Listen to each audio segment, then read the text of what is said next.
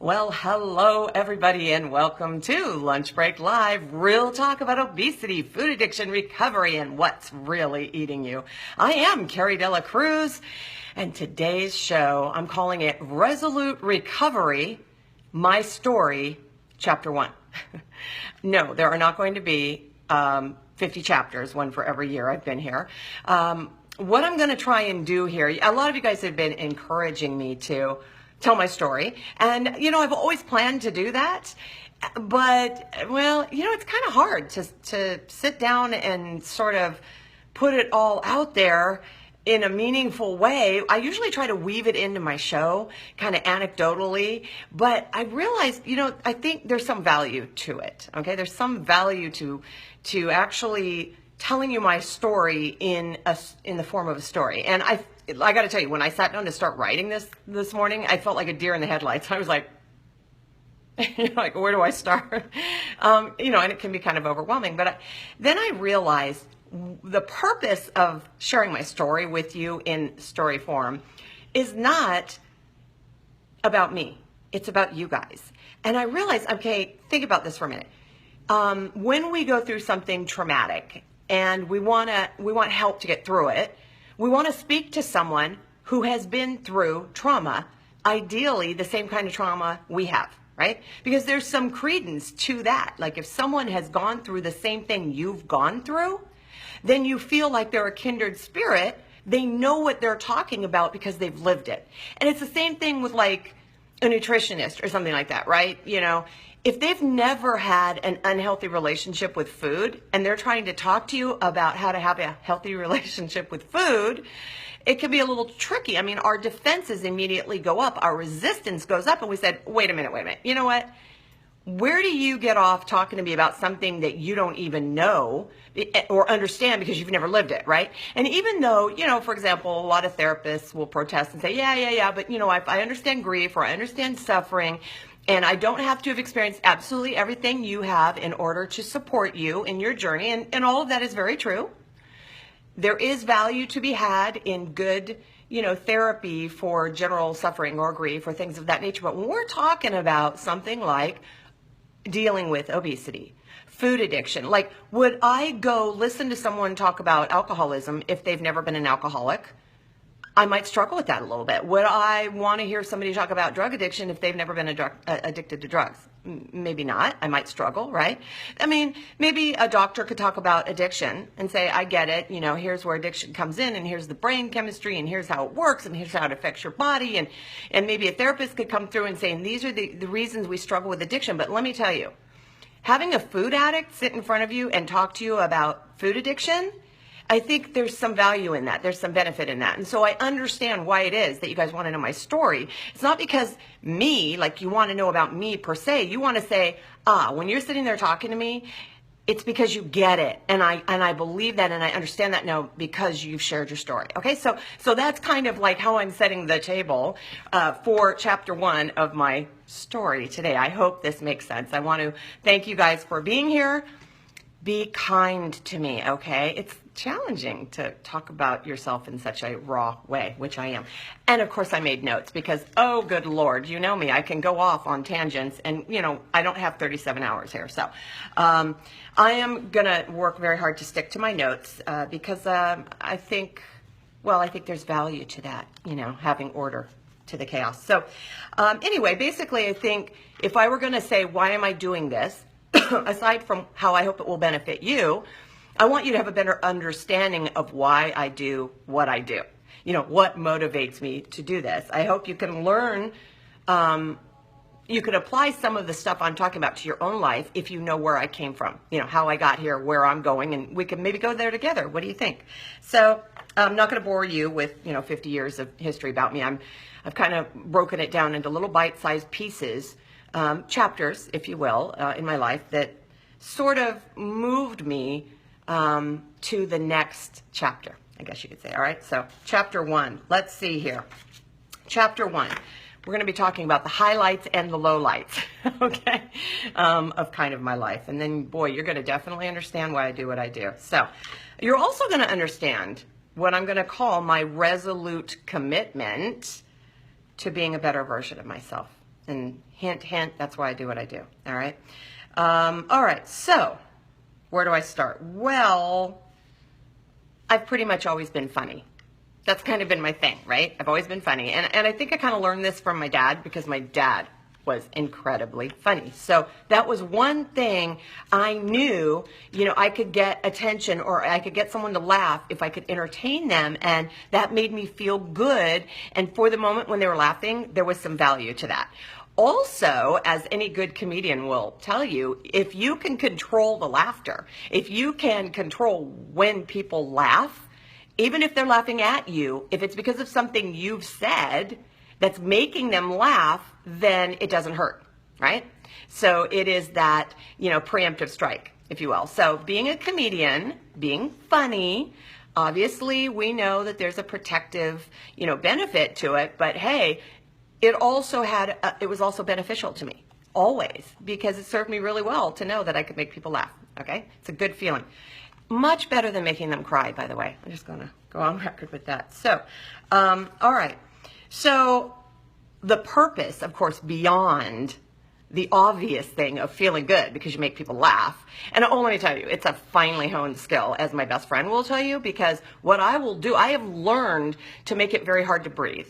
Okay, if I'm on a riff and if I'm really doing my job, you will not be able to breathe because I will be managing your breath through laughter. So it's super fun, which might be a little, I guess, a little sadistic, but that's okay. It's another story. But anyway, so that's the purpose I always believed was if I made people laugh, I felt good about me. But really, it was to protect me from a lot of the intense pain because I felt fat and ugly and worthless. It's true. I mean, wow. That doesn't sound like funny fodder, does it? Fat and worthless and ugly. But that is exactly what it was that I was protecting with my humor. And I figured that, even if I wasn't considered to be attractive, right? The popular people might accept me because I'm funny. So even if I'm ugly, I can hang out with the popular people because I make them laugh. That was what I figured, right? And they would accept me into their tribe or something. And then I'd be like, woohoo, I'm hanging out with popular people because I'm funny.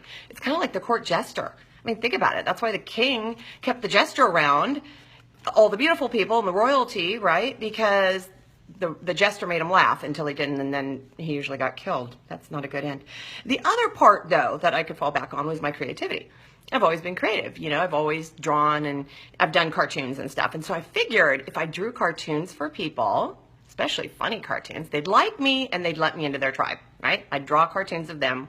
And that was the draw. That was my value. My value was in making them laugh and in being creative, and they would enjoy my drawing, all right?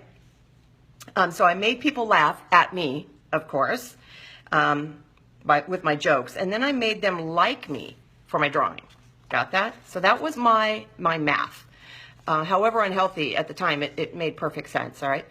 And here's the thing, okay? I wasn't athletic, and it wasn't because I didn't try, because I tried really, really hard. And it's not, I'm not going to say that I was necessarily clumsy or totally incapable. It's just, I didn't have that natural athletic talent.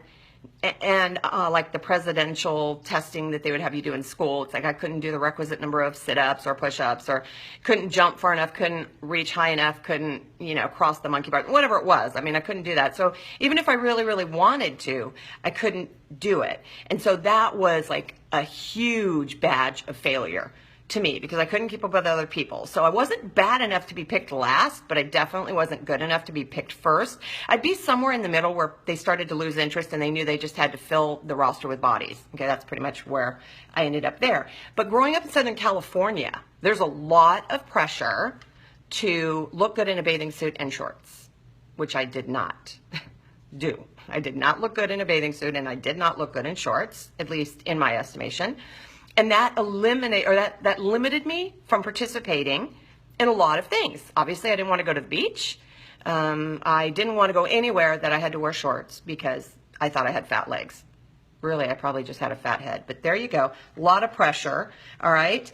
I felt humiliated And I felt like people made jokes at my expense. And here's one of them, in case you don't believe me. This is a popular poem from my grade school days that all of the guys loved to, shout my general direction. Roses are red, violets are blue, Cari's butt is as big as a B-52. Funny, right? Woo-hoo. No. I had a butt as big as a B-52. Ha, ha. See, big butts were not popular then. There were no J-Los, there were no Kim Kardashians, there were no people like that. Big butts were not popular. They were not celebrated in any way. They were just one more reason not to fit in. Okay, they were a source of ridicule. Literally a reason not to fit in. And I mean, let me tell you, I wanted more than anything to wear designer jeans. Nothing comes between me and my Calvins. That's because I couldn't get into any Calvins for anything to come in between. I mean, I wanted chemin de fer. I wanted Jordache. Oh my gosh, did I want the dittos, with the little horseshoe on the butt, right? But I couldn't fit them. I was, what? Fat. See, that was my conclusion. If you don't fit, then you must be fat. You get it? So that's where I went with that. It's really tragic. So I never fit in. I mean, that was my conclusion, right? I didn't fit in because I couldn't wear shorts and I couldn't wear bathing suits and I literally could not wear the designer jeans. And that's really the underlying theme for the first 40 years of my life is I don't fit in. I'm not good enough because I don't fit in with those people. They are in a different class typically because they're skinny and I'm not. I mean, this is the kind of division and exclusion that happened in my head, is that if I didn't look a certain way and I wasn't a certain size, then I couldn't hang out with those people because I stuck up, right? I wanted to be pretty, not cute. And anytime anybody would say, oh, you're just so cute. But I want to be pretty, not cute. I had freckles, okay? I wanted to be skinny. I didn't want to be curvy. I wanted to be athletic, not adequate. And I wanted to be smarter, not just smart, okay? And I was in classes with really smart people, always advanced classes, right? And it's really hard not to be the top of the class in an advanced class because even though I may have been ahead of all the other people that weren't in advanced classes, if I wasn't at the head of this class, I was at the bottom of the class. And so I wasn't smart enough. So even though I was smarter than, let's say, other people, I wasn't as smart as the people that were my class. And so I always felt inadequate and didn't fit in, not smart enough, see? And all of this stuff absolutely ate me up. It ate me alive. It consumed me. And I mean, I didn't talk about it to people because how could I? I didn't understand it. I thought either A, I was the only one, or B, everybody thought like I did. It was kind of a weird place to live. But the thing is, because this stuff ate me up, I fed it. I mean, I literally fed it to the point of obesity. Now, growing up, I was not obese. I was overweight. I was always overweight. But I thought I was fat because I didn't fit the same clothes, do you see? So there was this weird disconnect between I must be fat if I don't fit, even though technically I was overweight. And it wasn't that I was overweight because my mom didn't feed me well, because she fed us great food, balanced meals, portion controlled. My brother's diabetic, so took our vitamins. It was always a healthy environment, and yet I found ways to sneak off and feed all of my sadness. Now, let's see. I wasn't obese before I had my daughter. Okay, I was just overweight. I had my daughter, and I'll be talking about that more like tomorrow. But I did constantly battle my weight. I mean, that was just a never-ending battle, losing one, by the way, and not losing weight either, but a losing battle that I waged. I always weighed more than the other girls, and that translated to what? Being fat. And I look back on pictures of me from that time, and looking at them with these eyes now, I look at it and I'm thinking, what was my problem? I was not fat. Oh my gosh. And yet I can look into my eyes and I can look in my face and I can remember exactly what I was thinking, how fat I felt, how I didn't want the picture to be taken of me, how I didn't look like everybody else, and I was going to look horrible and ugly. Oh my gosh. I just remember the feelings looking at the pictures. There's no joy looking back at pictures of me. So anyone else looking at them would never have thought I was fat. And yet I did. And that was what colorized every moment, every breath that I took was how inadequate and fat I was. I had fat written all over my face, let me just tell you. Every picture, here's what I wrote, okay? Every picture is confirmation of sadness, despair, humiliation, not feeling valued, feeling ugly, and less than, and alone. And those are huge, huge themes. Huge things, huge burdens for an 8-year-old or a 9-year-old or a 10-year-old, don't you think? Huge. And if you boil it down to the very basic kind of themes, you come up with loneliness, ugliness, worthlessness, sadness, and hopelessness. Though that is not a recipe for success. That is not a recipe for a healthy self-esteem or a healthy self-image or loving myself in any way. Okay, that is a recipe for fat, is what it is. And I use that word fat because it was an F word. It was an ugly, ugly word that was in my head all the time before anything else I thought of. Fat, fat, fat, fat. It just echoed over, and over, and over in my head. It defined me. It limited me. It described me. Oh my gosh, it was me, and I was it, and that was it. And that's why I use the fat word, okay? And those themes, by the way, the themes of loneliness and ugliness and worthlessness and sadness and hopelessness, they love cookies. Yeah, they don't like healthy food, trust me. They love cookies and candy and french fries and junk food. And diet soda, by the way. To the tune of, I don't know, 8 or 10, a dozen a day maybe? Because it's diet after all. And you can get free refills at fast food restaurants. What's the problem? There's no calories. The themes hate healthy food. They absolutely hate exercise. And they thrive on being fed in secret. You feed those themes in secret. You do not feed those things in public. That is not what you do, okay? And guess what? They flourish when people say that they don't understand why you're heavy. I just don't understand why you're heavy. Ooh, that is like fertilizer for those bad eating habits because it allowed me, when people said that, I don't understand why you're so big, you don't eat much. Ooh, it allowed me to continue feeding all of those themes, okay? And more importantly, it enabled me to spoon feed it a healthy diet of denial. Denial, denial, denial. If no one else can see it, even though I'm hiding from them, no one else can see it, no one else can detect it. So I'm just going to keep right on feeding it because they'll never understand why I'm doing it and they won't blame me. Right. So I hid, but I'm like rewording this. I hid my eating and no one knew how much I ate when I fed my denial, and it protected my secrets because here's the weird thing. No one thought I was shy or insecure, ever. They were like, well, how can you be shy or insecure? Because you're funny. And so you must be confident and outgoing. And I mean, how can someone who feels worthless stand on a stage and act and tell jokes and present? Oh my gosh, right at home on the stage, right? Let me talk in front of 5,000 people for my college graduation as the class salutatorian. No problem. I can do that. Of course, all I'm going to be thinking the entire time is how fat I look in my cap and gown, right? That's what I'm going to be thinking. But they're not going to know that. They're going to be hanging on my every word, and they're not going to believe that I'm shy or insecure in any way. They're going to think, wow, you have so much confidence and self-esteem to be able to stand up in front of 5,000 people and talk like that without using any notes. Crazy, right? But I got to repeat the themes that were going over and over and over in my head, okay? Ugliness. Here's one for you. I wanted long hair. But when I was growing up, I didn't have long hair. I had a cute pixie cut with crooked bangs. Mom, we've talked about this before, all right? She always says it's because I cried and moved and wiggled. I always say it's because she poked me in the forehead with the scissors. I mean, what am I going to do? All I know is my bangs were like up to here, and I felt like Pete Rose. And if anybody knows Pete Rose from the 70s, baseball player, he had ugly bangs. And so I had a pixie cut or a Hamel cut, which, by the way, it was like a bargain with my dad. In order to get my ears pierced, I had to get my hair cut super short because he liked it. He thought it was pretty. I thought I looked like a boy. It was like every time my hair was cut off, any hope I had at being pretty, gone. Went right down there on the floor, all right? Might be why my hair is a little longer now. Boys have short hair. I had short hair, so I must be as ugly as a boy, okay? Really ugly girl. And ugly people are worthless. They don't have value. No way, because they aren't pretty. And popular people don't like ugly people. They don't want to hang out with them, right? They only want to hang out with pretty people.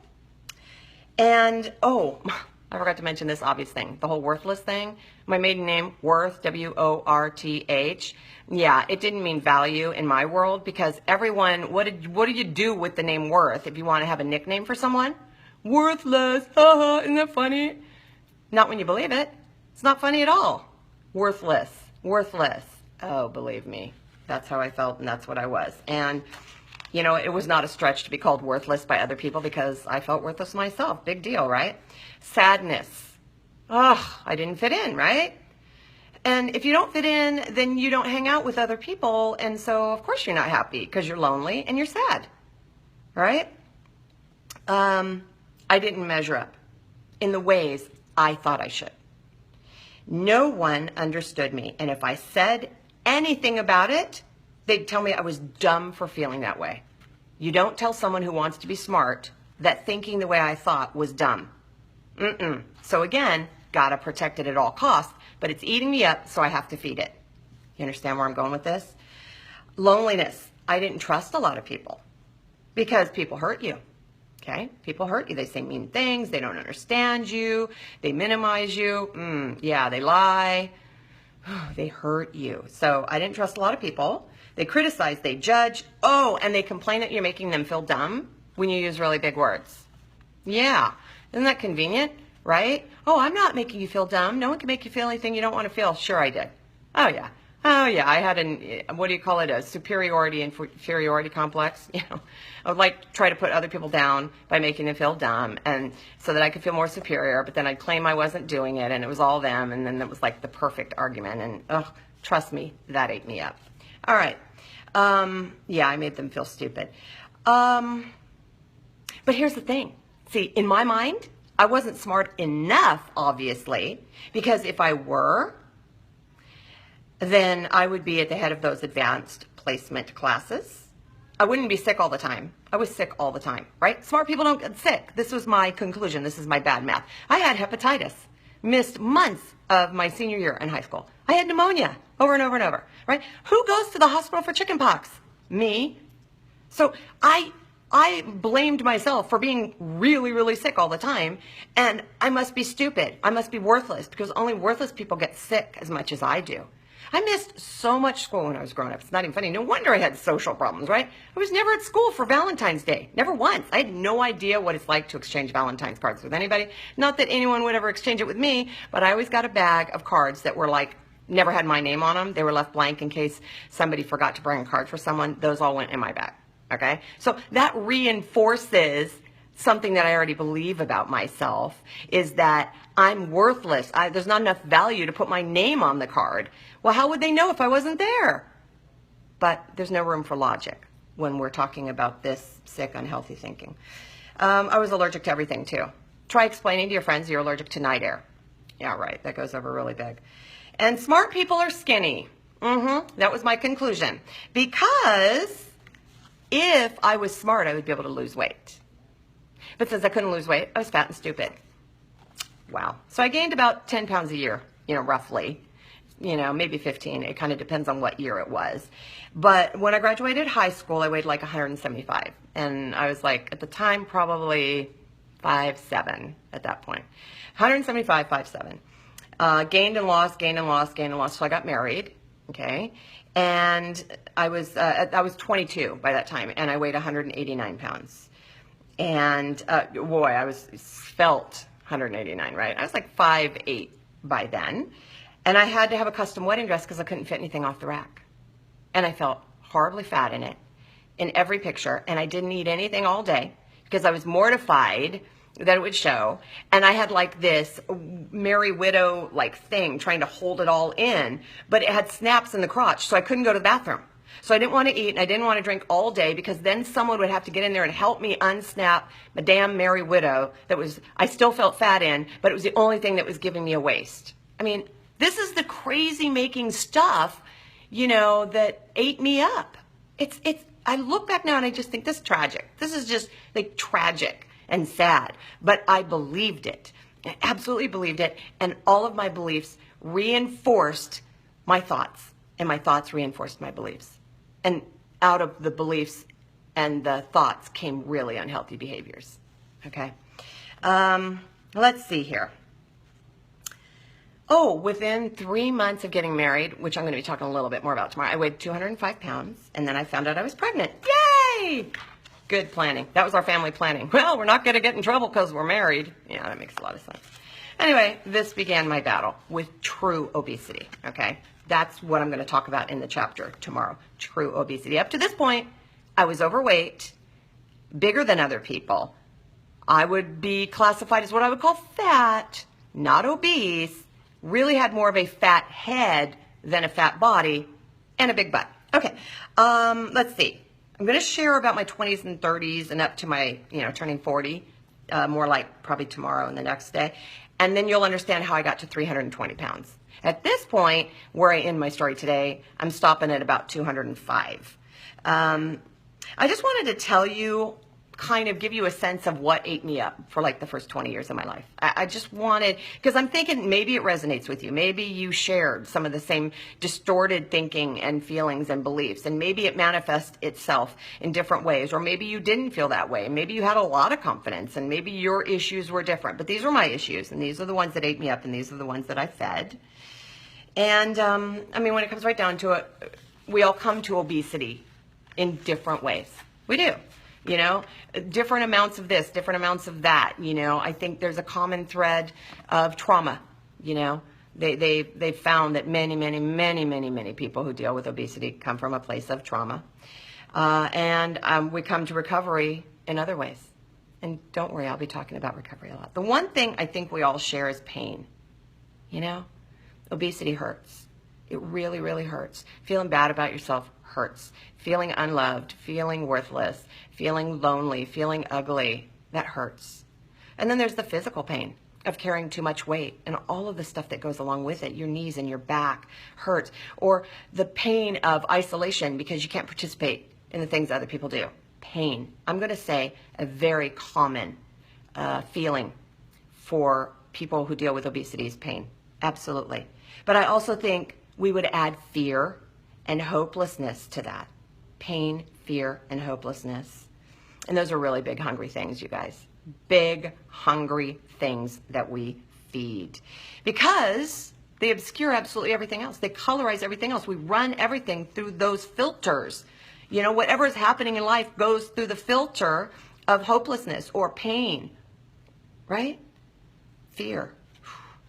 We are afraid, many of us, I can't say you, but we're afraid of a lot of things, and when I was afraid, I ate big time, okay? Fortunately, and this is what I don't ever want to leave you guys on like a negative, scary note. I just don't want to do that. That's not the reason for the show. I want it to be about hopeful healing and recovery, okay? This is what I want you to know. Today, as I sit here in front of you, looking the way that I do, but coming from a place of understanding. So even if you don't look like me, right, you're still dealing with, wrestling with active obesity in your life. Even if you don't look like me, I get it. I get it. I know what's eating you, I know what you're feeding, and I know how it feels. Guess what? You may look like me, but not be in the same place of recovery because you're still white knuckling it. You're still in terrible, terrible pain. Because you haven't, even though you've lost weight, you haven't dealt with the things that you were feeding.